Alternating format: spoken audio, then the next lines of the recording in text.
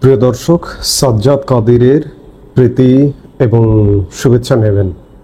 এই মুহূর্তে আপনাদের সামনে কথা বলতে এসেছি পটিয়া থানার ওসি প্রত্যাহার, ইউনূসের বিদায়ের কাউন্টডাউন শুরু, এই প্রসঙ্গটি নিয়ে আপনাদের সামনে কথা বলবো।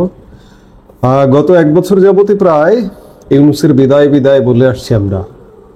বিদায় এখনো হচ্ছে না, বিদায় দেখতে পাচ্ছেন না, বিদায় হবে। অনেক কিছু দেখা যায় না। আমি বারবার 5 অগাস্ট 2024-এর উদাহরণ টানি। 5 অগাস্ট সকালবেলাও কেউ ভাবতে পারেননি যে শেখ হাসিনা বিদায় নিচ্ছেন। ঠিক তেমনি ইউনূস বিদায় নিচ্ছেন, এটিও যেদিন বিদায় নেবে সেদিন সকালবেলাও হয়তো আপনারা ভাবতে পারবেন না যে ডক্টর ইউনূস বিদায় নিচ্ছেন। সত্যিকার অর্থে যদি বলি, সব জায়গার খবর যেটি, ইউনূসের পায়ের তলায় মাটি নেই, আসলে মাটিহীন আতঙ্কিত দিন পার করছে। এটি মানুন, বিশ্বাস করুন আর না করুন। একই সাথে রাজনৈতিক দলগুলো কিন্তু দিশেহারা। শক্তি, সামর্থ্য, শক্তি প্রদর্শন অনেক কিছু আমরা দেখছি, কিন্তু দিশেহারা যে কি হবে, আগামীর ক্ষমতার ভবিষ্যৎটা কি হবে।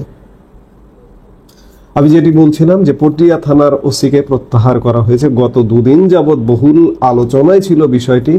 গতকাল রাত 10:30টায় অন্যায়ভাবে পটিয়া থানার ওসি অন্যায় দমন করতে গিয়ে অন্যায়ভাবে পটিয়া থানার ওসিকে প্রত্যাহার করে চট্টগ্রাম রেঞ্জের ডিআইজি কার্যালয়ে তাকে সংযুক্ত করা হয়েছে।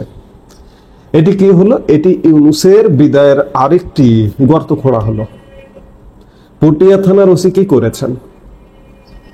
উচ্ছৃঙ্খল মব জনগোষ্ঠী একজন নিরীহ সাধারণ মানুষকে ধরে থানায় নিয়ে গেছেন।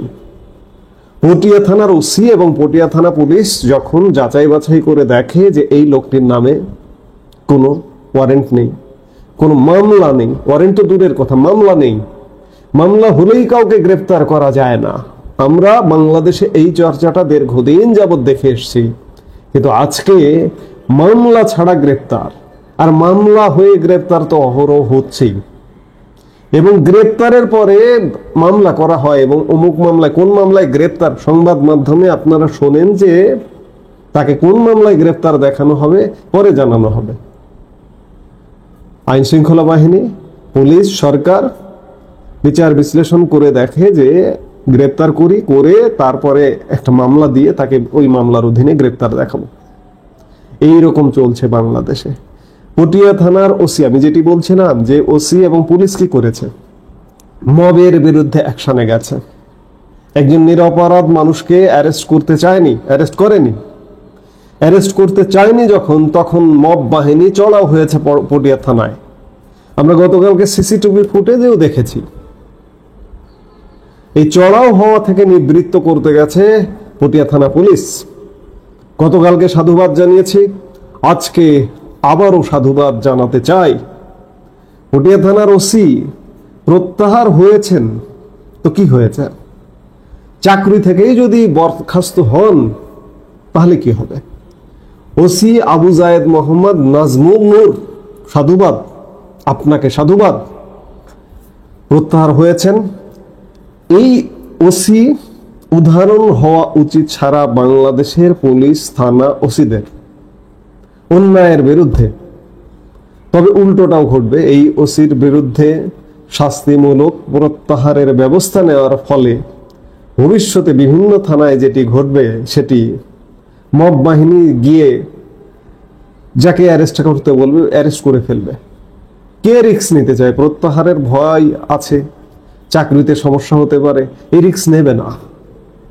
এই যখন অবস্থা, তখন সার্বিকভাবে বিষয়টিকে যদি আপনি চিন্তা করেন, তাহলে ডক্টর ইউনূসের সরকার, ডক্টর ইউনূস কি করলো?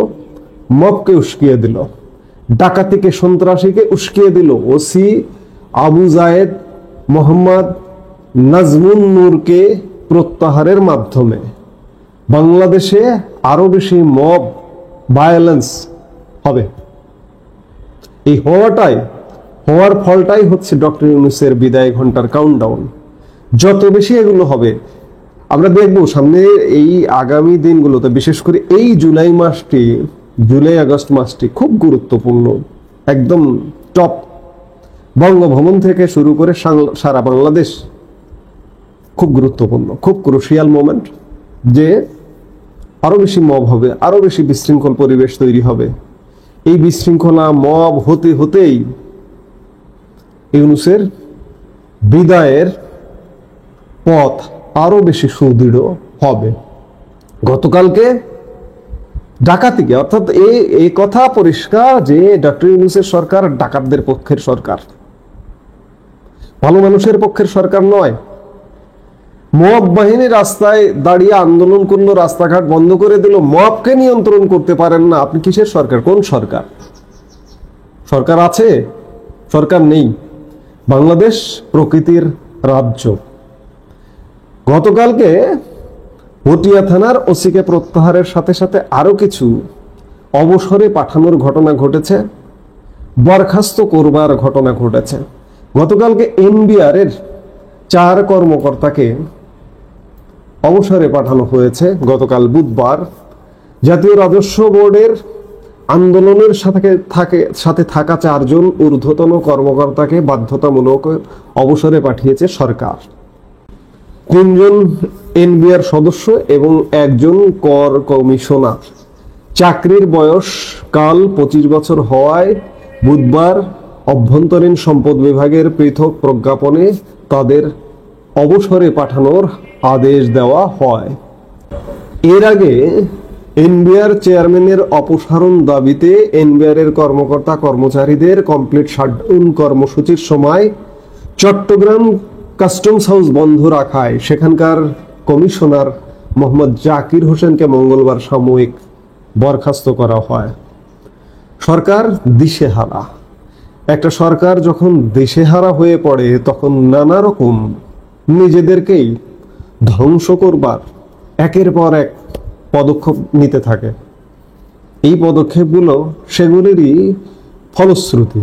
গতকালকে বহুল আলোচিত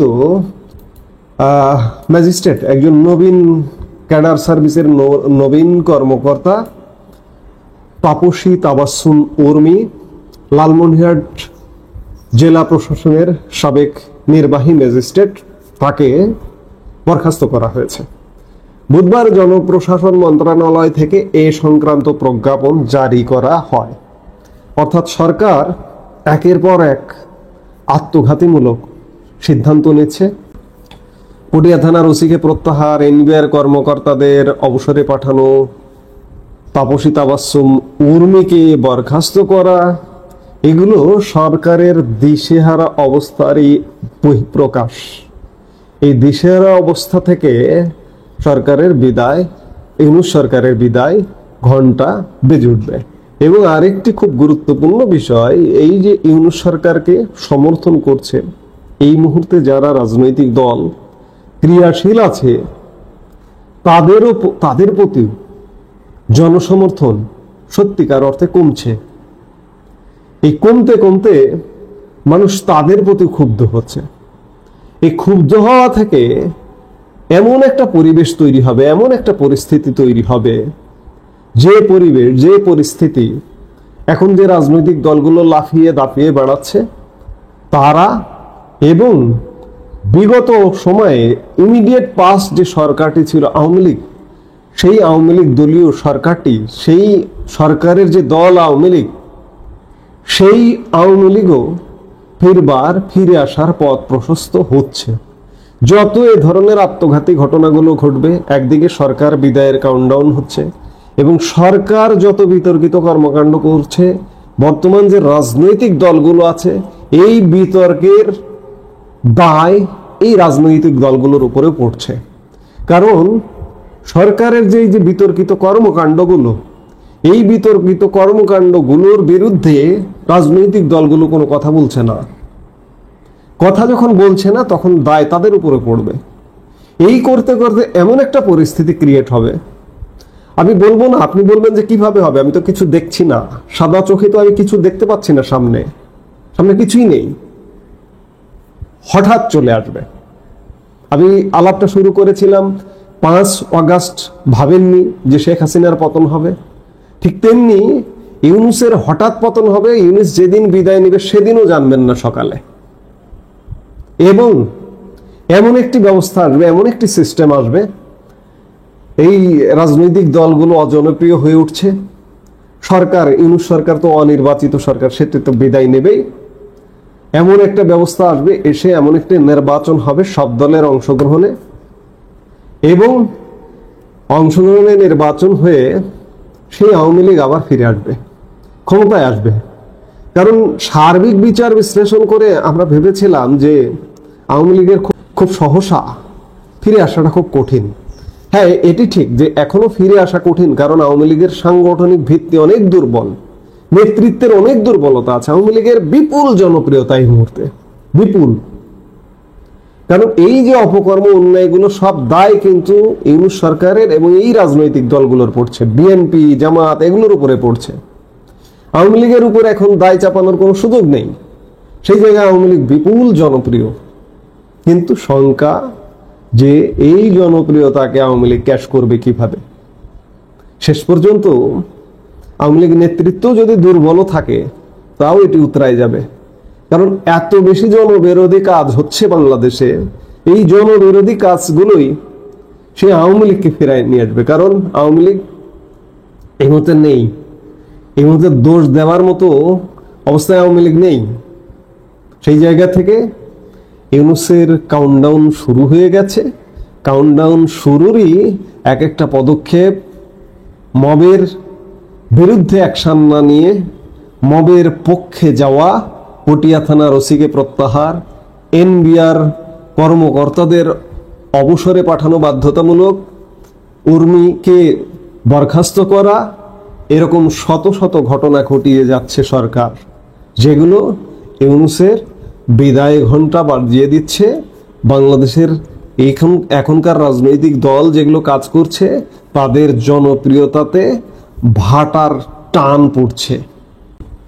এইভাবেই বাংলাদেশে আবারও একটি পরিবর্তন আসবে, পরিবর্তন হতেই থাকবে। কারণ বাংলাদেশে এভাবে হয়তো চলতেই থাকবে। কারণ কেউ যদি মনে করে বাংলাদেশে যে একটি পক্ষকে বাদ দিয়ে দেশ চালাবে, রাজনীতি করবে, অসম্ভব।